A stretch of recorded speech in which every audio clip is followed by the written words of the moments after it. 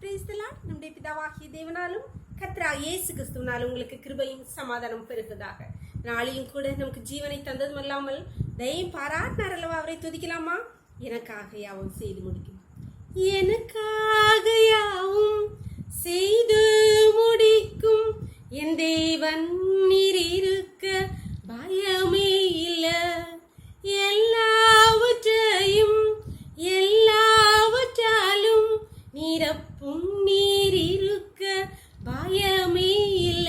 உங்க கைகள் குறுகவில்லை, உம்மால் கூடாதது எதுவும் இல்ல.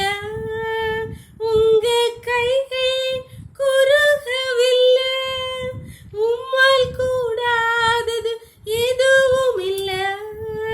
உம்மால் கூடாதது எதுவும் இல்ல. அனுமதித்ததெல்லாம் நன்மைக்காக, நடத்திடும் பாதைகளும் நன்மைக்காக.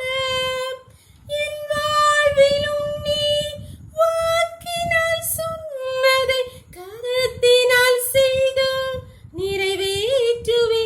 உங்க கைகள் குறுகவில்லை, உம்மால் கூடாதது எதுவும் இல்ல. உம்மால் கூடாதது எதுவும் இல்ல.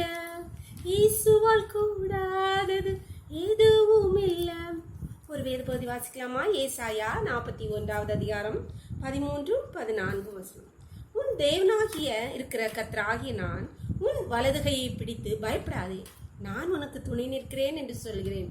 யாக்கோபு என்னும் பூச்சியே, இஸ்ரவேலின் சிறு கூட்டமே, பயப்படாதே, நான் உனக்கு துணை நிற்கிறேன் என்று கர்த்தரும் இஸ்ரவேலின் பரிசுத்தருமாகிய உன் மேய்ப்பர் உரைக்கிறார்.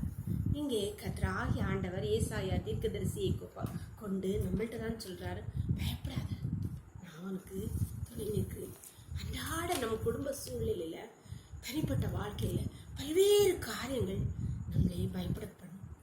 அன்பானவர்களே, பலவீனங்கள், பாடுகள், நமக்கு முன்பாக இருக்கிற பண தேவைகள், பிள்ளைகளுடைய திருமணங்கள், படிப்பு, வேலை எல்லாம் நினைத்து பிள்ளைகளுடைய எதிர்காலத்தை குறித்து நாம் பயந்து போயிருப்போம். இதெல்லாம் எப்படி நான் கடந்து போவேன், இதெல்லாம் நாம் எப்படி தாண்டுவேன் சொல்லி பயந்து போயிருக்கீங்களா? கர்த்தர் உங்களை பார்த்து தான் சொல்கிறார், நீ பயப்படாத, நான் உனக்கு துணை நிற்கிறேன். அப்பேற்பட்ட தெய்வாதி தேவன் நம்மை எப்படி ஆற்றுகிறார் பாருங்கள். நாம் பயந்து போய் இருக்கிறோம் என்பதை அவர் நன்கு அறிவார். இதை எப்படி தாண்டுவேன் என்று சொல்லி தெரியாமல் இருக்கிறதே அவர் நன்கு அறிவார். அதனால்தான் சொல்லுகிறார், இன்றைக்கு பயப்படாதவன் என் பிள்ளை, பயப்படாத, நீ நான் உனக்கு துணையா இருக்கிறேன், எல்லாவற்றையும் கடந்து ஜெயத்தை பெற்றுக்கொள்வா என்று உங்களோட பார்த்து தான் சொல்றார். நம்புறீங்களா? நம்புறீங்கன்னா சோதித்துக் கொள்ளுங்கள், கர்த்தர் உங்களோடு கூட துணை நிற்கிற. ஜெபம் பண்ணலாமா? எங்களை நேசிக்கிறீங்களா அன்பின் தகப்பனே, தர்மையான நாளுக்காக கூட ஆக்கூடி நன்றியப்பா. நாளின் காலை முதல் எம்மட்டுமா உடைய தயவுள்ள உங்க கிருபை எங்களை தாங்கினதேப்பா. அதனால பிழைத்திருக்கிற தகப்பனே, இப்பொழுது மடிகளோடு இணைந்திருக்கிற ஒவ்வொரு பிள்ளைகளையும் உடையவா கருத்தில் தெரியுமா, தன்னுடைய குடும்ப சூழ்நிலை, அன்றாட வாழ்க்கையிலே அப்பா பல்வேறு காரியங்களை குறித்து பயந்து போய் கலங்கி போய் நிற்கிற, கண்ணீரோடு நிற்கிற ஒவ்வொரு பிள்ளைகளும் கருத்தில் நீங்க சொன்னீங்கப்பா.